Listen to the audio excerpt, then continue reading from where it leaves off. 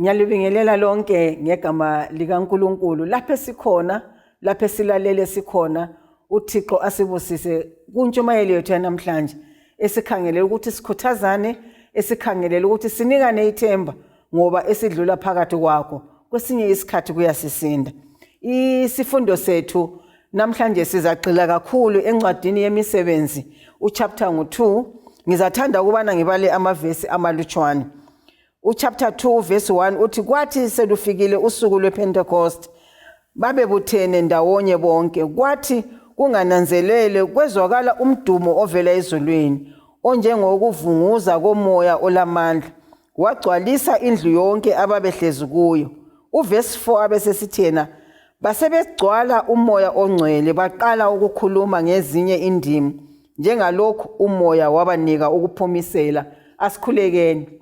Baba uthandekayo siyakubonga ikuseni enhle lapho ufuna ukubana ukhulume lathi. Sincedise sizwisise okuyinjongo yempilo yethu nxa sikhangele abantwana esiphila labo, abantwana esigabeni esihlala khona. Siphathise siyakhuleka ngoJesu umfeli wethu. Amen. Sithanda ukukhangela ngaphansi kwesihloko esithi silamandla nxa sisebenza sindawonye, stronger together. Yiso isihloko sethu. Sikhangele ukubana lapho esiphila khona njengezimuli, siphuma ezimulini, kulabantwana kakulabantwana, esigabeni esiphila khona kulabantwana. uNkulunkulu kwesinye isikhathi abafaka ezandleni zethu ngabomo, abafaka emehlweni ethu ngabomo kusigaba esiphila kiso, kuzimuli esiphuma kuzo. Abantwana laba singabananzelela ngoba isifundo sethu sanamhlanje sijonge ukuthi sike sinanzelele ukuthi abantwana esiphila labo nxa sikhangele indlela abaphethwe ngayo, indlela abaphila ngayo, lokho abahlangana lakho empilweni yabo. Ngiyakhumbula ngisakhula, abakhula kanye lami bazawukhumbula umdlalo esasiwenza, sasibambana izandla sibe yisizingili, sibe yisekli, bese sihlabela ingoma lana esithi dance around together. Ngithemba siyayikhumbula. Sasibambana, injongo kwakuyikuthi sibambane size siye ukuthi we all fall down. Ozaphuma kumbe anyomuke nxa ebanjiwe wayehle aphume kulo umdlalo. Engunanzelelayo nxa ngikhangele lesi sifundo yikunanzelela ukubana singakwenza sikuphutshe sindawonye sibambene, sihlabela sibhoda sindawonye, kodwa onyomukayo abesephuma phakathi kwalomdlalo ngoba kasenzi okungumthetho, kasalandelanga ngokunyomuka kwakhe komunye ombambileyo.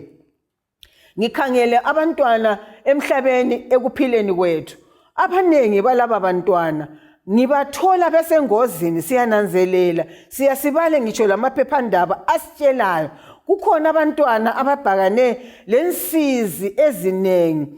Wani bayahlukuluzwa, abanye bephila besemakhaya abo lapha abazalwa khona, kodwa thina njengabazali, thina njengalabo esibakhangeleleyo asibaphathanga kuhle. Abantwana laba besebezithola bephakathi kosizi lokuhlukuluzwa. Abantwana futhi abanye siyananzelela ukubana siyehluleka ukubanakekela, baswele, babe lendingeko, badinge, bacele, baswele, singabanakekeli. Ngesilungu bakubeka bathi neglect.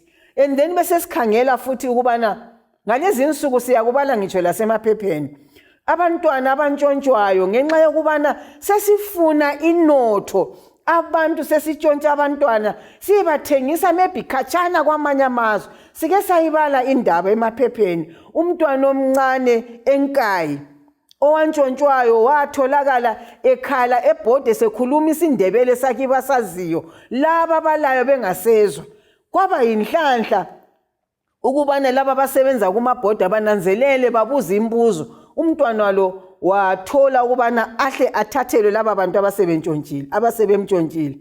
Nxa ngikhangela indaba enjalo, ngumntwana omncane uyahlukuluzwa, usesusiwe emulini yakibo. Abanye abantwana bayazwiswa ubuhlungu, i-abuse buya ngezigaba ezitshiyeneyo. Abanye bayatshaywa kakhulu, abanye bayalinyazwa, abanye benziwa konke okubuhlungu, bahlangana lezinto ezibahlukuluzayo. Kuyadingakala ukubana sinanzelele ukubana uNkulunkulu Singafunda uzihlabelelo 127 uvesi ngo3. Uthi yena khangelani amadodana ayisipho esivela enkosini, abantwana bangumvuzo ovela kuyo. uNkulunkulu uthina njengabazali, njengabantu abaphila esigabeni lapho kulabantwana, siyananzelela yini ukuthi abantwana bayisipho esivela kuNkulunkulu? Ngenxa yalokho siyadinga ukubana sibaphathe kuhle laba bantwana. Ngikhangele ukuthi laba bantwana nxa sibanikwa beyisipho, siyadinga ukubana sibafundise ukuthi uNkulunkulu ufuna baphile njani. Siyadinga ukubana njengabazali sibakhulekele laba bantwana. Siyadinga ukuthi njengabazali sibavikele, sibancedise ngokubafundisa, sibanike amasu okuzincedisa. uThixo ebabusisile wabanika ama-talents ehlukeneyo. uNkulunkulu abesesithi njengabazali bafukameleni sibanike okungabancedisa. Abantwana bona laba bayadinga njengabazali ukubana sibathandazele, bayayidinga futhi imithandazo yethu. Nxa ngikhuluma ngithi mina abanye abantwana basezimulini yebo ezingayisizo zethu, kodwa siphila labo, siyakuzwa ukuhlukuluzwa abahlangana lakho. Abanengi balahlekelwe ngabazali, silentandane phakathi kwethu. Singananzelela esikhathini esiphila khona, siphile phakathi kweCovid okwehlukileyo okube buhlungu kwachisa. Abantu bafa ngendlela ebuhlungu, sakhala ngendlela esingayijayelanga, singasafinyelelani. Bakhona abantu abadlule kusona leso sigaba, bakhona abantwana abadlule bebancane babona ukufela, ukulahlekelwa, ukufa kwabaphambi kwamehlo abo. Abantwana abanjalo lokho bekudinga ukukhuselwa, lokho bedinga ukubana bancediswe. Nxa sibanikela kuThixo, sibakhulekela ukuthi babe lamandla, bathole ukubana belapheke.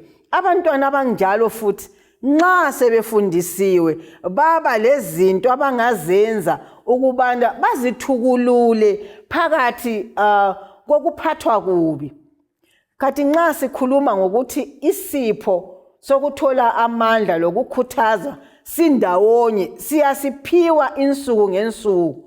Nxa sesiphiwe lesi sipho nguThixo, sikhangela laba bantwana, siyadinga ukuthi sibasondeze eduzane lathi. Abanengi belahlekelwe, siyadinga ukubasondelela. Siyananzelela yini ukuthi mina lawe nxa sihlezi silalele silomthwalo uThixo asinika wona, ukubana phakathi kokulahlekelwa laba bantwana babekwazi ukuthi lanxa abazali bethu bengasekho, kodwa silayo omakhelwana, silabo omakhelwana, silazi izihlobo ezisondela phakathi kwethu. Abanye abantwana bagula, abanengi sebesezibhedlela, abanye baze bahlale 3 months, bahlale isikhathi eside besesibhedlela. Siyadinga ukuyabavakatshela, sibancedise, sibakhulekele, sibanikele kuNkulunkulu. Sithe thina sifunda imisebenzi, sananzelela ukubana uNkulunkulu uthi yena kubafundi sebehlezi bendawonye waletha amandla kaMoya oyingcwele ukuze benelise ukwenza. Silamandla nxa sisebenza, sikhangele laba bantwana phakathi kobuthakathaka babo. Nxa sibananzelela bayathola ukusekelwa, bayathola amandla, bayathola ukubana bazi.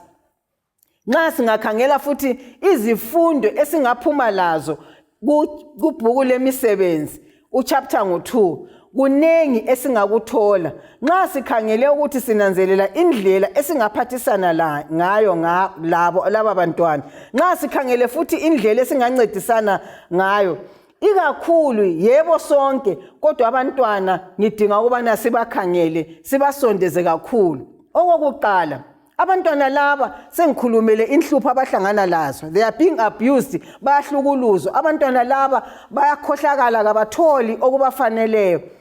In other words, sebephila phakathi komumo obathwalisa nzima. They are living under threat. Abafundi bakaJesu nxa sifunda ngabo, uJesu sethe phumani sukumani lihambe liyefundisa liyechumayela. Baphila under threat. Ungakhangela amakhosi and authorities eJerusalem babathwalisa nzima, sebehamba bebabuza imibuzo. Abanengi baze babotshwa, bebotshelwa ukubana bachumayela ini leli vangeli. Sifunda ukubana abafundi bakaJesu sebekhangelele lokuhlukuluzwa okunjalo, badinga ukubana babe ndawonye ukuze bakhuleke bendawonye. Badinga ukubana basekelane phakathi kwama challenges ababehlangana lawo. Nginanzelela abantwana ngalesi sikhathi labo bedinga ukubana bancediswe lapha bakhona ezimulini, lapha bangaphathwa khona kuhle, lapho abahlukuluzwa khona. Abantwana labo sibathola besesaba. Kambe nxa besesaba uNkulunkulu ebeke mina lawe lapha esikhona, sidinga ukubana sikhuleke ndawonye lalaba bantwana. Ungafunda imisebenzi uchapter ngu1 uverse ngu14. Ithena bonke labo bakhuthalela ukukhuleka ngenhliziyo kanye labesifazana. Ngithanda ukubana sinanzelele ekugcineni. Ithena lo Maria unina kaJesu labafowabo baba khona phakathi kwesikhathi semthandazo lesi esasikhona. Kuyini engifisa ukubana ngufithizele? Kambe bazali bomama labo baba bafowabo balaba bantwana abaphakathi kokuhlukuluzwa, siyananzelela yini ukuthi uThixo uyasikhuthaza ukubana sibakhulekele? Siyananzelela yini sesibabonile laba bantwana? Yebo, sehlulekile ukukwenza okuhle singakakhuthazwa, kodwa namhlanje sisukela namhlanje siyananzelela yini ukuthi siyadinga ukubana laba bantwana babe yingxenye yokukhuthala ukubana sibafundise, sibalethe basondele ezinyaweni zikaJesu, bathole ithemba, bathole ukufukanyelwa ukuze bazwisise, bazi ukuthi uthando kuyini. uNkulunkulu uthembe wena lami. uNkulunkulu ubiza wena lami namhlanje ukuthi kambe siyananzelela yini ukubana kulabantwana abaphila ku situation that is threatening, i situation lapha besaba khona, umumo lapha abangazizwisisiyo labo bebodwa ngendlela abaphethwe ngayo.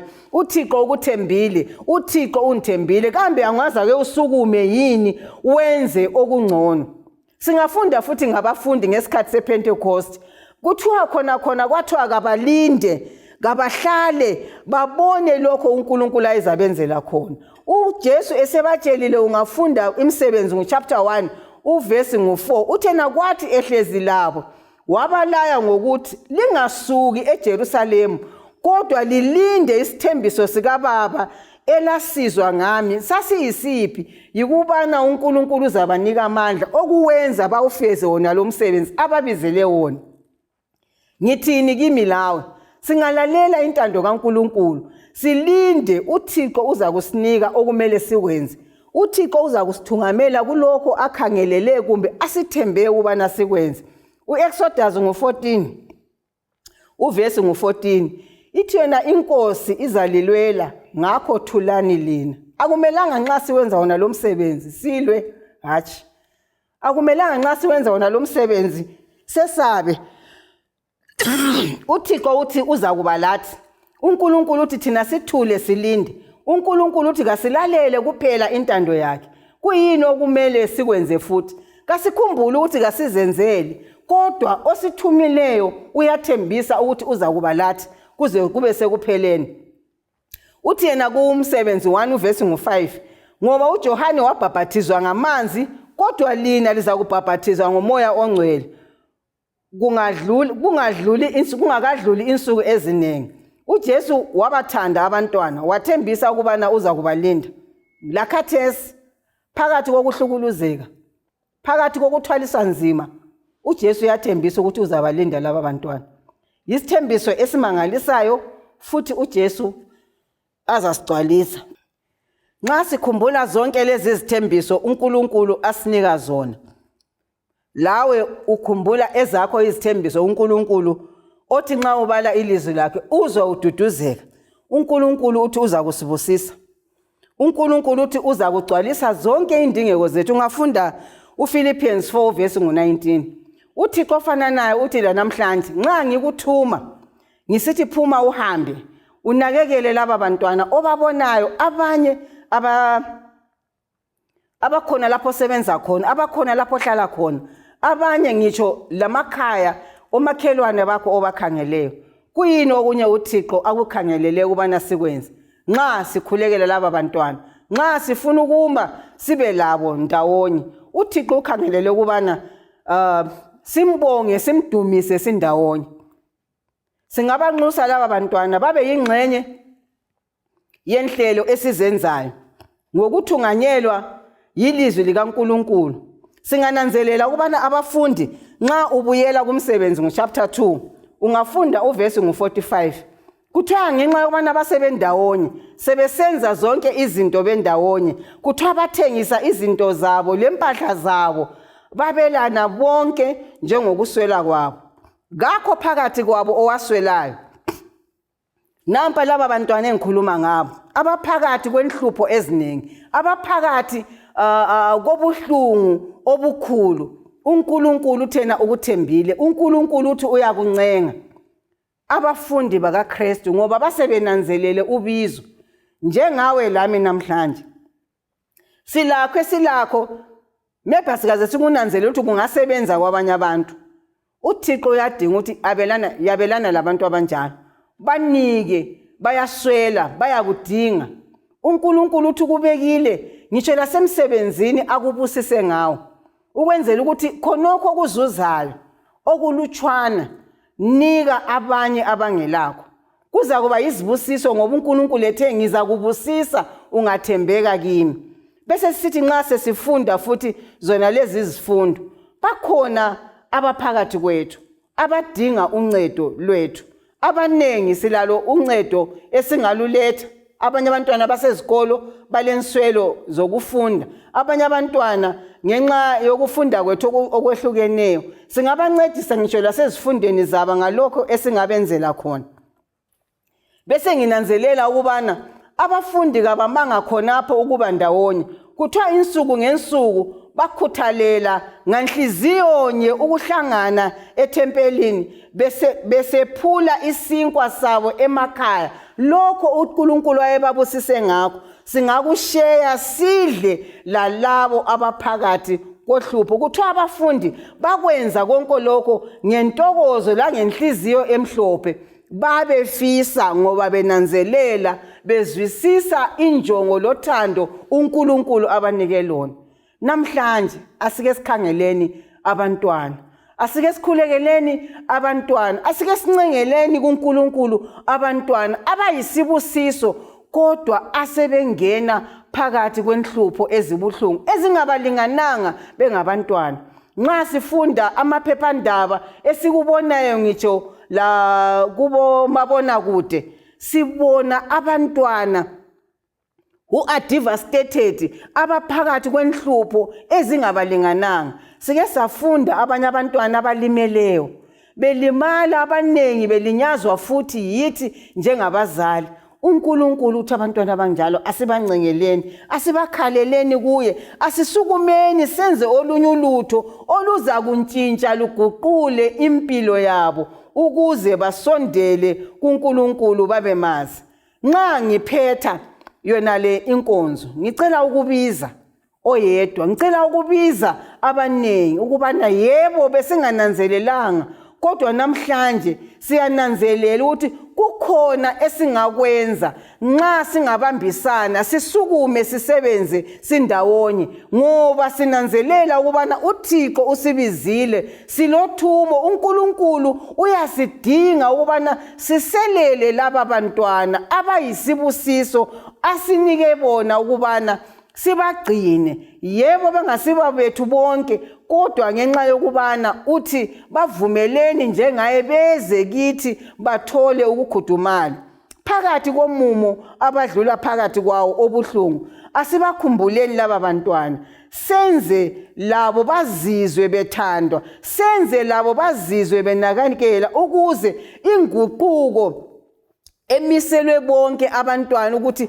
kabakhuliswe kuhle bakhule kuhle. Sinanzelele njengawe lami siphathisana sikhumbuzana ukubana bathole konke abangakuthola ukuze impilo yabo lokukhula kwabo kube semseni kaNkulunkulu. Phezu kwakho konke ngicela ukufithizela lokho ukubana kasinanzelele ukubana uThixo uthi kasebafundise ukuthi yena ungubaba wethu osezulwini. Sisondele sibafundise sibe labo ngamathuba amanengi lapho sizakhuleka labo ndawonye ukuze bathole amandla njengabafundi esifunde ngabo misebenzi chapter 2 uJesu thina bahlale bendawonye baza kuphiwa amandla through umoya ongcwele. Sebewatholile amandla basukuma benza imisebenzi emangalisayo. Mina lawe singawenza umsebenzi uNkulunkulu asincenga ukubana siwenze. Siwenzela laba bantwana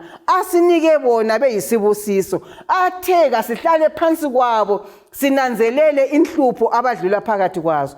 Namhlanje mina lawe uNkulunkulu uyasibiza uthi silamandla nxa singasebenza ndawonye for the sole purpose yalaba bantwana ukuthi bezwe ukubana uThixo uyabathanda. Lathi siyabathanda, sidinga ukubana sibasondeze eduzane ukuze phakathi kwalokho abadlule kikho okubuhlungu okubachiya belokho belembuzo emkhulu bananzelele ukubana uThixo unguThixo obathandayo. Asisukume, together we are strong. We can do izinto ezimangalisayo. Udumo lonke bese lusiba kuNkulunkulu ngenxa yokuncane ongakwenza ukwenzela laba bantwana. Phezu kwakho bonke, let us keep praying with them, praying for them. uNkulunkulu uza kubusisa. Asikhulekeni, siyabonga Nkosi umusa, siyabonga uthando, siyabonga sona lesi sifundo sengani singaqiniswa sibusiswe ngenxa kaKristu mfeli wethu. Sikhumbula abantwana